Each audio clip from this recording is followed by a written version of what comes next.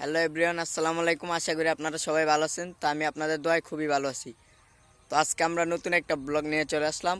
তো আজকে আমরা বড়ির ভর্তা খাবো।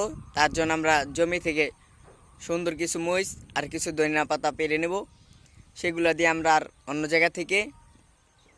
জায়গা থেকে বড়ি পারবো পাইরা তারপর ভর্তা বানাবো। তো আপনারা আমাদের সাথেই থাকুন আর ভিডিওটা এনজয় করুন।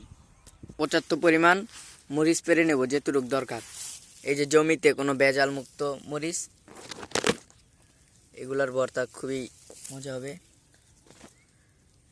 এই মরিচ পেরে নেই কতগুলা। আমরা সবসময় ভর্তা বানাইলে খুবই জাল করে বানাই, যাতে খায়া লোড না লইতে পারে। তো অনেকগুলা মরিচ পেরে নিই, তার জন্য আমরা পেরে নেব পর্যাপ্ত পরিমাণ ধনিয়া পাতা।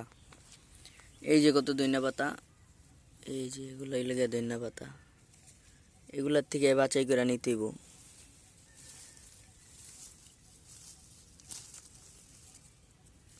এই যে ধনিয়া পাতা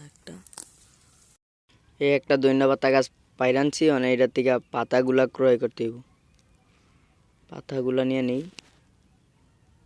তো এখন আমাদের ধনিয়া পাতা নেওয়া শেষ, এই কটা নিছি, তো এগুলো দিয়ে চলবো। তো চলেন সাথে থাকেন।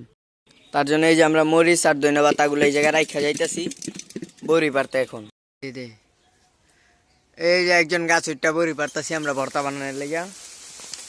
আই হেরে এই যে বড়ি পারতাছি গাছ উঠতে। এই কই পাতা দেই না, দেন না পাতা। এই যে বড়ি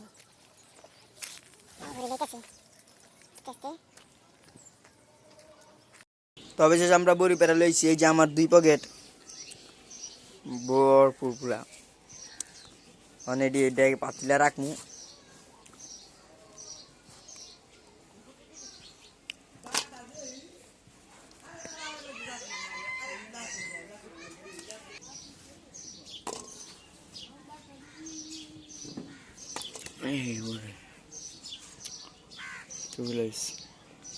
দোয়ার পালা।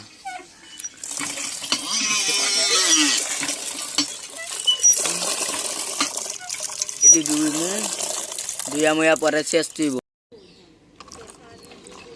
আমরা অবশেষ পাড়া দিয়ে শিচ্ছা বড়িগুলা পাড়াটা শিচ্ছা লইতাছি, নাইলে পাতিলার ভিতরে শেষলে ইয়ে হয়ে যাবো গা, পাতিলা ট্যাপ খাই যাবো গা, লিক হয়ে যাবো গা। এটা লেখা পাড়াতে আগে আদা বাটা করে লইতাছি। তো এই জায়গায় দিয়ে দিলাম ধনিয়া পাতা, কাঁচামরিচ আর লেগে লবণ। এখন দিব মরিচের বাকি আর দিলাম তেঁতুল। এই যে 75 পরিমাণ মরিচের বাকি দিয়া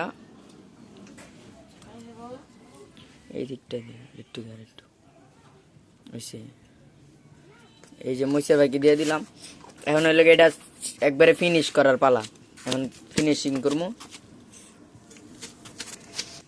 এখন আমরা এটা একবারে ফিনিশিং করতেছি মরিচটা। আর এটির লেগে আদা বাটা করছিলাম, বিচিগুলা ফাড়াইছি।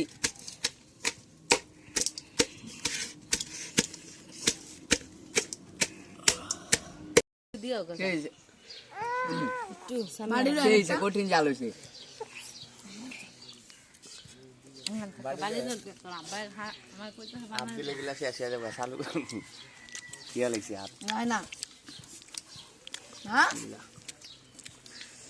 কেমন হয়েছে ভাই, রিভিউ দাও।